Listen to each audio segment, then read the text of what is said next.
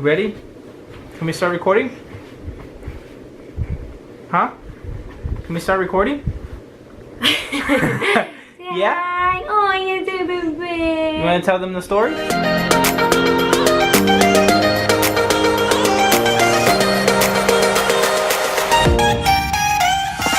Hey guys! Welcome back to our channel. Today we'll be giving you a video of how David's birth went. Basically a labor and delivery quick story. Quick story. It's not really like yeah, we did a video, the pregnancy one, which was like really long, but we got in depth. But this one's gonna be short, and this one's basically more on his labor. As you can see, he's excited to be part of the video, his first official video. All right, so you want to start it off, or you want me to start it off? You can go. She's a good storyteller. So this is gonna be a quick summary from the last video, but obviously much shorter. But if you guys want to go check that video out, that's the whole entire story of our pregnancy. It's called the 16 and Pregnant video. Link in description. Check it out. Yeah. Okay. Anyways, so I had contractions exactly 2 days before his due date. 2 days. And then, so that was on Sunday. But first of all, during the whole pregnancy, I was like really big. Like really big. Say hi. Hi, everybody. Say hi. Hi, everybody. You don't want Daddy to hold you? Will you say hi? Hi. There you go. Cutie. Okay, Mommy has to tell the story. Mommy has to tell the story. Okay. So I was already 9 months pregnant, and then I was just so desperate to get the baby out of me because, like, first of all, it was just super uncomfortable. I was done with pregnancy. I already wanted like the baby to come out, wanted to meet him. Obviously wanted baby to come back because I haven't seen him in like 3 months because he was still in basic. So we were all trying to, like, you know, well, not rush things, but like rush things. Pretty much. So what I started to do was like walk around, like, because I was already like 2 days before my due date. So I went to the mall, started walking around for like a good like hour, I would say. And then like towards like the end, I started getting like one sharp contraction, and then I got excited because like I knew that it was like, oh my god, it's working. So then I started walking back to the car with my parents, and then as I was walking to the car in the parking lot, they just started coming like more and more and more. But mind you, I was really big. So I'm gonna insert a picture right now. So this is how big I was. I was pretty big, as you guys can see. So yeah, you can already imagine how uncomfortable I already was, because like his head was already like pushing down on my bladder. So yeah. So then as like we went back to the house, the contractions started coming about constantly. Yeah, I started coming back constantly. And then I was getting excited because I was like, oh my god, and I was telling him like, baby, I'm like, oh my god. Yep. So after that, like around like, I would say like around like 7 p.m. ish, they just started getting to the point where like I just couldn't take it anymore. So I told my mom to take me to the hospital. We went to the hospital, they checked me and everything, and then I was 1 centimeter dilated in the hospital. And then like usually around that time they usually send you back home till you're more ready. But then they started checking like my vitals and everything, and then it ended up that I had high blood pressure, so I had to stay the night so they could like monitor me and the baby. So at that time I was trying to get Fabian to come over because he was still in Arizona and I was in Florida.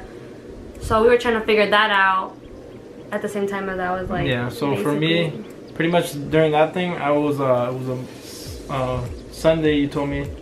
Yeah, I caught him Sunday. Sunday, yeah, you told me you started having contractions. Then Monday, no, Sunday, she went to the mall. That's when she went to the mall. She started walking around. She had the strong contractions, so I told her, you know, just let me know. That way I can like let my sergeants know. But the way for me to get out to Florida was through Red Cross.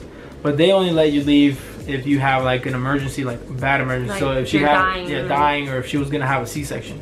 So Sunday night. I was actually pulling security at the barracks where we sleep, and right when I got off, I remember I went upstairs and it was like time for bed. Usually they cut the lights off and, you know, everybody goes to sleep. But right before the lights went out, I went downstairs because I got a message from her saying that she was going to the hospital pretty much. And when I called her, she was already at the hospital. So I ran downstairs and I told my sergeant pretty much that what was going on. He's like, all right, well, I'm gonna try to get you out there, but the only way for you to get out there is through Red Cross.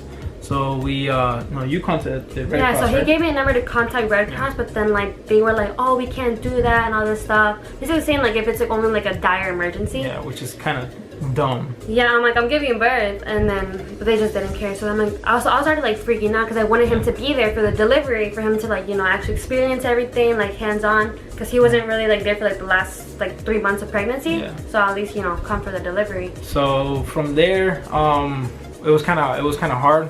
Like I thought I wasn't gonna be able to go see David and all that. I did miss the birth, but that's how it is. But then I spoke to the sergeants again, and they told me, well, they need proof that she's in the hospital and everything. I was like, okay. So I called her and I asked her for the hospital number. They gave me a number to the nurse that was attending her.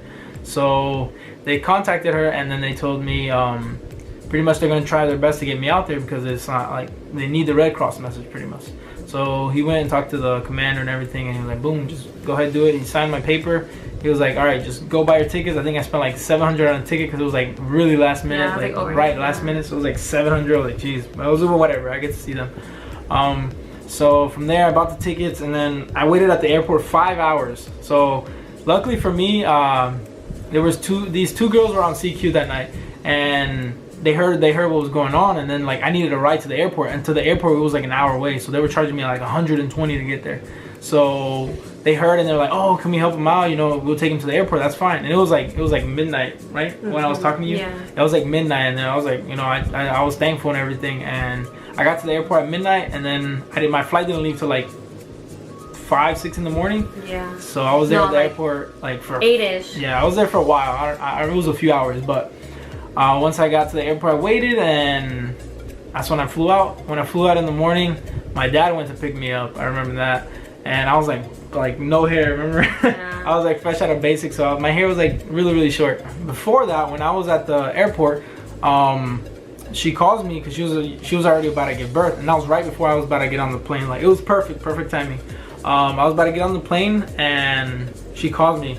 Babe, no, your sister, your mom, who was it? Your sister, your mom? Yeah, her sister. He said, sorry, I didn't mean to put your name out there, but her sister, called me and said, oh, she's about to give birth, blah blah blah. And like I'm like, well, let me see her. And no, cause like we were already like talking. Yeah. Cause like I was just chilling watching TV, you know, I was living the life. Cause like, yeah, I was just talking to him, and then it was like 7. I don't know. It was pretty dark. And then all of a sudden they come and check me, and like, okay, you're already 10 centimeters dilated. And I was like, what does that mean? And then like before like everything happened, like I just see like doctors come in like one by one, and I was like, oh my god. And then the lights turn on, and like they start adjusting the bed, the monitors come out. I was like, oh my god, it's like actually like about to happen. So then I told my sister to call Fabian, because I was about to like, well, first I had to ask the doctor if I could FaceTime him, because like basically like, there's no recording allowed during the whole like delivery room and everything. And I was like, please, like he's on his way, and then like he's not gonna make it. He's like, all right, just this one time. And then so my sister called him, and then what did you? And then from the call, her sister's like, oh, she's about to give birth. And I was like, well, let me see her. And like it was poor connection where they were at, so it was like freezing up and everything. But I got most of it, and I'm like, babe, and she's like, you're like screaming at me, like, shut up. Because I guess she was trying to push. I don't know what she was feeling. Yeah, because I was like, cause the volume was so high on the phone. I'm like, turn it down, shut up. Because I was trying to concentrate on what they were telling me to do. Because I was nervous. Like I was so nervous. I just got like this nervousness over me. And then what made me even more like scared or like nervous during that time, because like when I was pushing, David's heart rate was going down. Basically because he had his umbilical cord around his neck, and the doctor was like, you need to like hurry up and get this baby out of you, like, because you know, so we can cut it out, so we can cut the umbilical cord out. And then so then like that just like, because nobody wants to hear that, like when you're giving birth like to your baby, like nobody wants to hear that. So then I was like, at that point I was like, my only focus was just to get David out. So I started pushing, and then finally David's head comes out. He cuts off the umbilical cord, and then after that I just pushed, and then he came out. Just like that. But yeah, at that moment, that's when I hear the car, wah. He's like crying and everything, and I'm like, well, let me see, because at that moment her sister like put the camera backwards, and it was like on her face. I was like, oh my gosh, she's the worst, so worst camera person ever. But so I start hearing him cry, and then I see him that they take him over to the, what's that little bed thing that they have with the lights? I don't know. It's for the little babies when they're newborn. So they put him in there, and I saw him, and they went and recorded him. Yeah. And that's when I was like crying and everything, and they pulled him out. they wrapped them up first, and then they pulled them out and gave them to your mom, right? Yeah. Yeah, and that's when they like really like showed his face. Here's a picture of his face. Yeah. Just a little couple of pictures. Couple of pictures. Yeah. But like at this time, like when I first saw him come out of me, like I just started crying. Like it's just like this feeling that you can't really explain. But like when you like see that, like, you know, like what God can like do in a woman's body, and how like, you know, like just the whole creation of life and how it comes, and how like, you know, we create a baby kind of thing.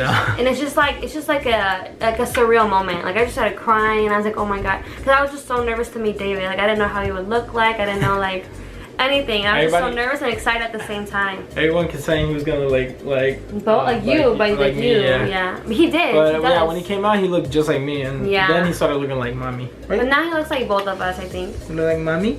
And then he was at the little thing, you know, cleaned up, and then finally I held him, and then like I just fell in love.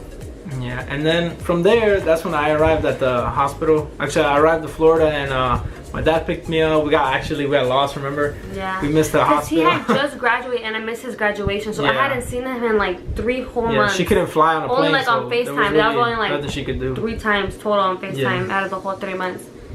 Yeah, but from there, that's when I got there. I got lost, and we finally made it. And then as I got there, my sister was like, actually, I opened the door. My sister was like straight ahead of me, holding the baby, but I didn't even notice. I actually went in there looking for. Yeah, he went in the room. Wife. Yeah, he went in the room, and then like. And she was in the bathroom. But she was. I was just hiding on purpose because I already knew he was gonna come.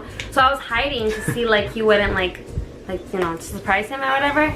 But I saw him through the mirror, and when he walks in, like he's like looking at him, but he just like totally passes like David. Yeah. And then like I come out, and then like I was all swollen. That was after like what, 3 months, 4 months of not seeing each other. Yeah, that was our first time seeing each other. Yeah. You know how that can be. We started hugging, crying, everything, and then finally I turn around, and they're like, "You forgot somebody." And then he met the baby. Yeah. But yeah, that's pretty much our story, right? Look, yeah, you want to tell a story? You want to say something? What do you think? Here. What do you want to tell Now them? 1 year later. This beautiful guy here. Give him a kiss. Beso. Mwah. Oh, no. Ew, slobber. Hold on. Clean you guys up. Talk to them. He's literally 1 year old, and he's already like using the phone and everything. He can't live without the phone. But we're not gonna like leave him like that. So. No. He still does like normal. But yeah, that's our little baby right there. So that's basically the whole story of our labor and delivery. But next time when we have another baby, we'll obviously take you guys along the whole, you know, journey from me being pregnant to the to what? To the pregnancy, all the way up to the pregnancy, just the whole transition of your belly and everything. Yeah, and then we'll do the whole birth vlog and if I have to, I'll sneak in a GoPro or something on my chest. And now we have to deal with this. David, what did you do with the rice? What'd you do? Huh? What'd you do with all the rice? Look at the floor. What'd you do? What'd you do with the rice? No. What'd you do? You're gonna fall. What'd you do with the rice? You spilled it all? Oh, it's in your hand?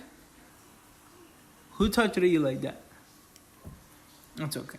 I love you. David, I love you. Alright guys, so I hope you guys enjoyed our little story time with David's labor. And don't forget to with David's labor. I meant David's birth. That's my labor. My bad. With David's birth. But yeah, I hope you guys enjoyed this video.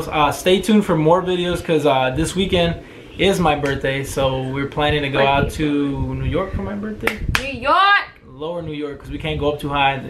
The whole army stuff. But yeah, we'll get some footage out there and show you guys a little bit of New York. But yeah, make sure you guys like, comment, share, and subscribe. Make sure you subscribe. We're almost at 200 subscribers. Hit that little thumb button. Is it thumb button? Yeah, thumbs up, and then the little subscribe button. Turn your little notification on. Turn your notifications to know every time you post. Every time you post, it's gonna go bing.